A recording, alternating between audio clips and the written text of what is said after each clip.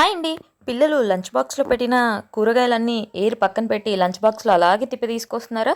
వెజ్జీస్‌ని తినట్లేదా? అయితే మీకొక సొల్యూషన్‌ని తీసుకొచ్చేసాను. లంచ్ బాక్స్‌లోకి మీరు కనుక ఇలా ఒక్కసారి వెజ్జీస్ వేసి ఫ్రైడ్ రైస్ చేసి ఇచ్చారంటే ఇష్టంగా తింటారు. లంచ్ బాక్స్ ఖాళీ అయ్యేస్తుంది. సో, రెసిపీలోకి వెళ్ళిపోదాం చూసేయండి.